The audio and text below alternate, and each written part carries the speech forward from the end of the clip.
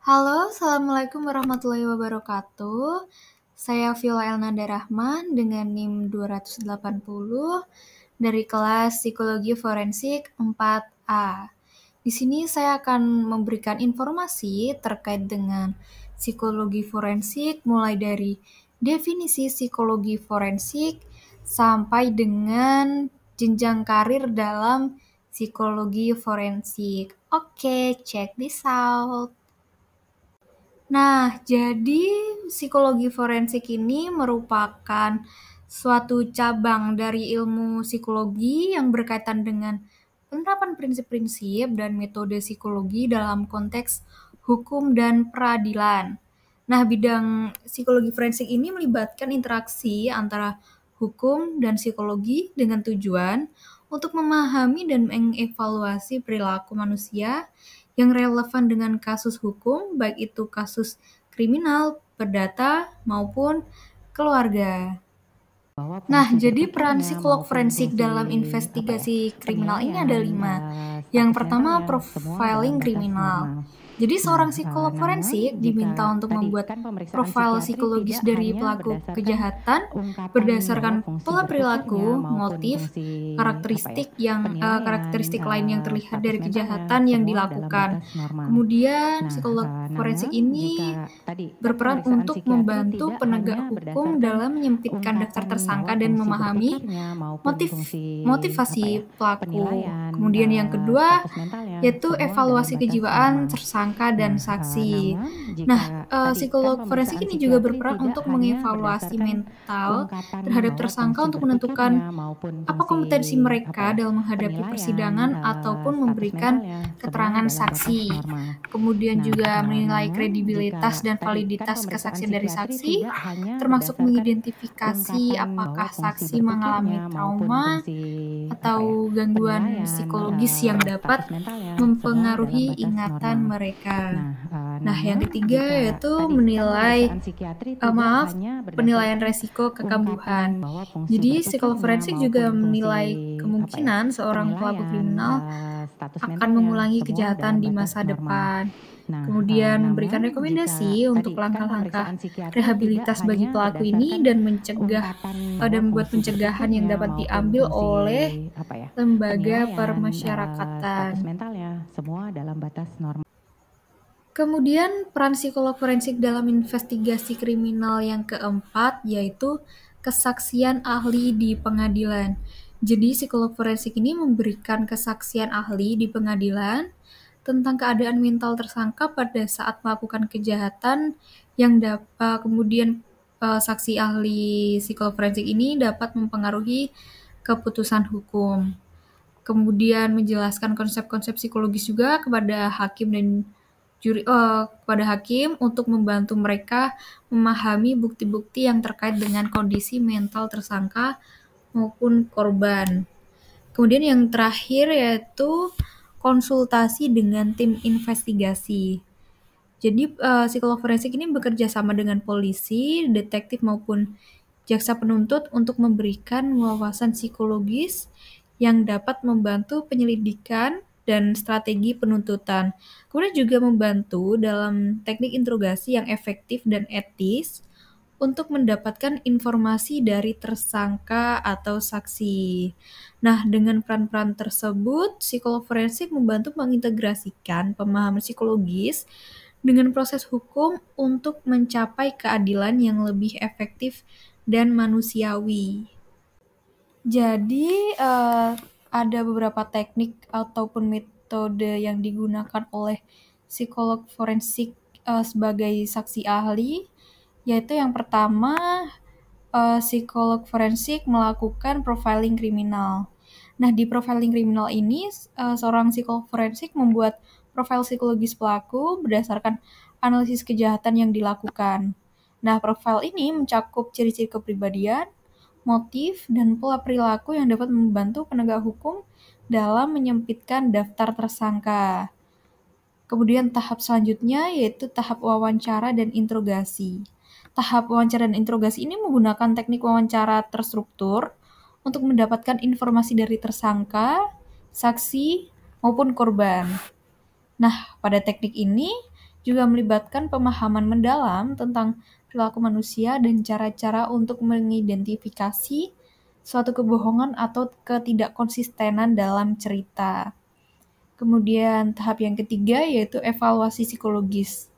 Nah, di evaluasi psikologis ini dilakukan sebuah tes psikologis untuk menilai kondisi mental tersangka ataupun kondisi mental dari saksi itu sendiri.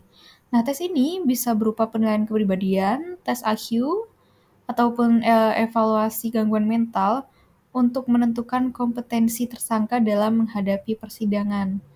Kemudian teknik yang terakhir yaitu analisis pelaku. Nah, di analisis pelaku ini, seorang psikolog forensik mengamati dan menganalisis perilaku pelaku sebelum, selama, dan setelah kejahatan terjadi. Nah, hal ini juga bisa termasuk analisis rekaman CCTV, interaksi sosial, dan respons emosional yang dapat memberikan petunjuk tentang motif dan kondisi pelaku. Nah, seperti pada contoh kasus kopi sianida oleh Jessica Kumala Wongso ini, dalam persidangan yang melibatkan seorang psikolog forensik, dan peran psikolog forensik dalam persidangan ini yaitu yang pertama mengevaluasi kejiwaan tersangka atau Jessica.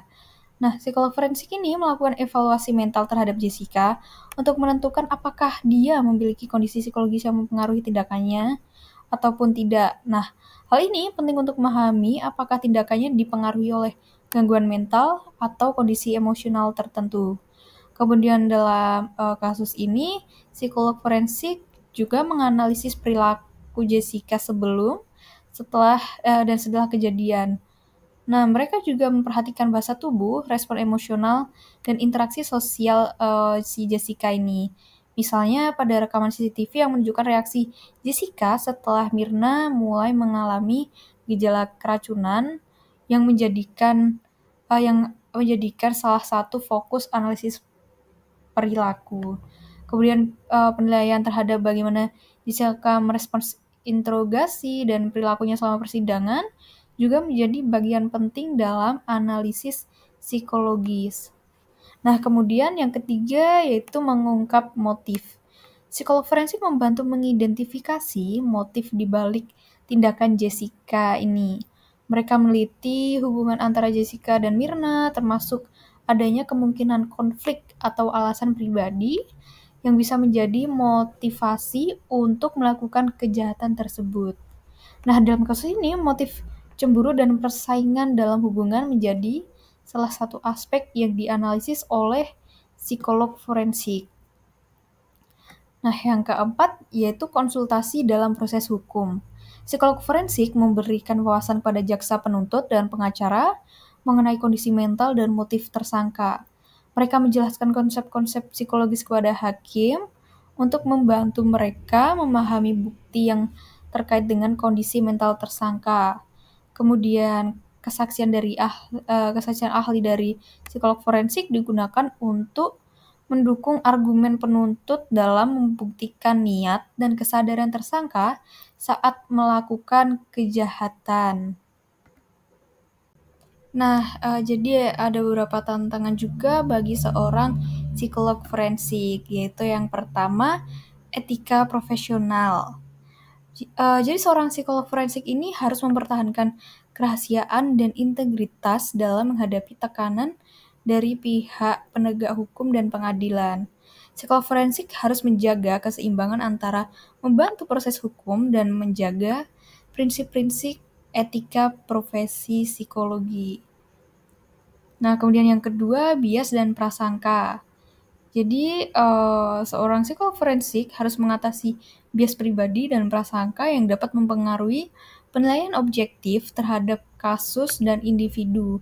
Hal ini penting untuk memastikan keadilan dan akurasi dalam evaluasi psikologis. Kemudian tantangan yang ketiga yaitu tantangan dari pihak luar.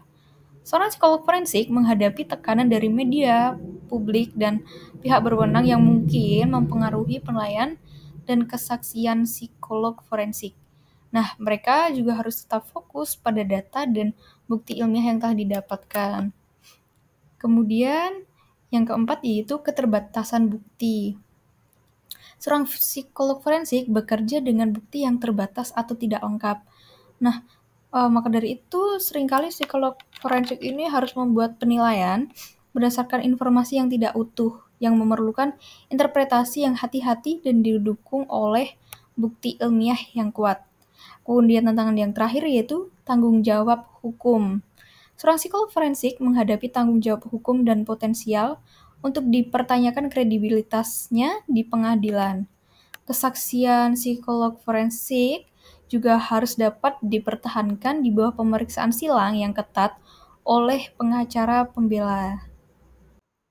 Nah, kemudian jenjang karir dalam psikologi forensik tentunya ada banyak, tapi yang saya ambil di sini ada 5 contoh. Yang pertama, menjadi seorang psikolog forensik klinis. Nah, menjadi psikolog forensik ini bekerja dengan individu yang terlibat dalam sistem peradilan, termasuk tersangka, terlibatnya maupun korban.